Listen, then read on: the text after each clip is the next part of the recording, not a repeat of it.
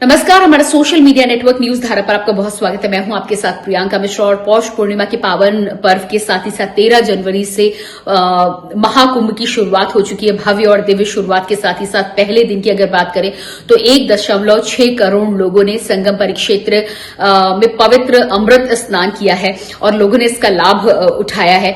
पहले दिन की बात करें तो सुबह प्रातःकाल की अगर बात करें तो करीब 40 लाख लोग वहां सुबह ही पहुंच चुके थे और इसके बाद रात्रि के 12 बजे तक की संख्या की अगर बात की जाए, डेटा की अगर बात की जाए तो करीब 1.6 करोड़ लोगों ने संगम में पवित्र डुबकी लगाई है। इसके साथ ही साथ आपको बता दें कि 6 मुख्य शाही स्नानों में से दूसरा शाही स्नान मकर संक्रांति के दिन पड़ रहा है और अनुमान ये लगाया जा रहा है कि पहले दिन 1.6 करोड़ लोगों ने अगर डुबकी लगाई है तो मकर संक्रांति के दिन ये संख्या करीब 3 से 5 करोड़ के बीच और 6 करोड़ से अधिक भी हो सकती है। ये एक अंदाजा मात्र है, इसका डेटा निकलकर बाद में सामने आ सकता है, लेकिन यह अंदाजा लगाया जा रहा है जिसको लेकर इंतजाम पूरी तरह से किए गए हैं। शाही स्नान की अगर बात की जाए तो सबसे पहले 13 अखाड़े स्नान करने के लिए आगे बढ़ते हैं।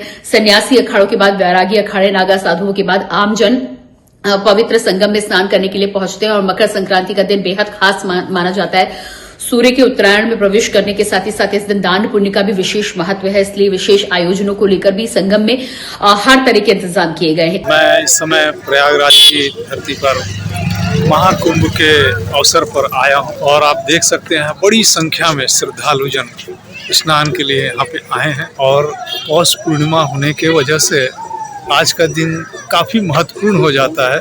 इस वजह से लोग आज पहुँचना शुरू कर दिए हैं। हालांकि ये अभी फरवरी माह तक भी ये चलेगा। इसमें 3 प्रमुख स्नान को माना गया है, जिसमें आज का दिन जो है पहला है पौष पूर्णिमा का सबसे महत्वपूर्ण स्थान माना गया है और इसमें बड़े बड़े संत महात्माओं की भी स्थल बनाए गए हैं, उनके मुख्य द्वार बनाए गए हैं। आप देख सकते हैं पीछे हमारे कितना सुंदर नक्काशी से बना ये मुख्य द्वार है और आप इसके सामने भी आप देख सकते हैं एक ये भी मुख्य द्वार है। आप देख सकते हैं कितना बेहतर, कितना सुंदर नक्काशी से बना हुआ है। गुरुजन, शिष्य और इनके साथ इनके अनुयायी और श्रद्धालु सारे लोग यहाँ जुटे हुए हैं। पानी भी काफ़ी ठंड है, फिर भी लोग स्नान कर रहे हैं। आइए मैं कुछ लोगों से बातचीत करके मिलवाता हूँ, पूछता हूँ कि उनको यहाँ आने में क्या महसूस हो रहा है, कैसा लग रहा है। आइए मैं उनसे कुछ बात करता हूँ।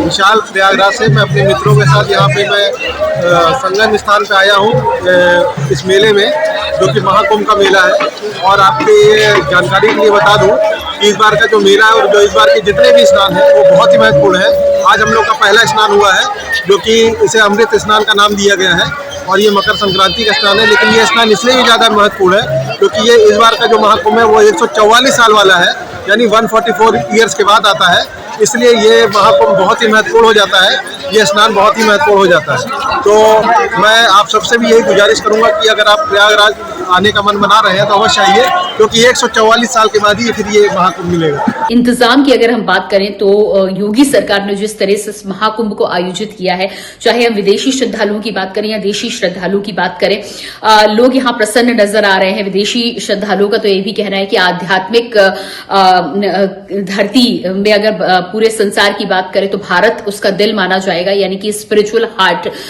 की तरह लोग भारत को देख रहे हैं और मोक्ष प्राप्ति से लेकर योग साधना और तमाम तरह के आध्यात्म की ओर आगे बढ़ने को लेकर महाकुंभ को जिस तरह का मेला यहां पर माना जा रहा है, भारी संख्या में विदेशी श्रद्धालु यहां पर आए हैं और इंतजाम को देखकर वो भूरी भूरी प्रशंसा करते हुए नजर आ रहे हैं। इसके अलावा देशी श्रद्धालुओं की बात की जाए तो हर तरह की सुविधा सरकार के द्वारा देने का यहां पर प्रयास किया गया है, लेकिन उसके बावजूद भी अगर चलने की बात की जाए तो पार्किंग काफी देर है, काफी दूरी पर है। लोगों को 6 से 12 किलोमीटर की यात्रा करनी पड़ रही है। हालांकि संगम में स्नान करने के लिए, पवित्र संगम संगम का लाभ लेने के लिए लोगों को ये यात्रा भी कम लग रही है। उनका कहना है कि अगर हमने संगम परिक्षेत्र में इतनी यात्रा की तो वो उससे हमारी परिक्रमा की तरह समझा जाएगा और पापों का नाश करने के लिए, मोक्ष प्राप्ति के लिए इतना कष्ट उनके लिए कुछ भी नहीं है। तो हंसते हंसते लोग अलग अलग जगह पर डायवर्जन से जहां लोगों को मोड़ा जा रहा है उसे स्वीकार कर रहे हैं, सहयोग भी कर रहे हैं।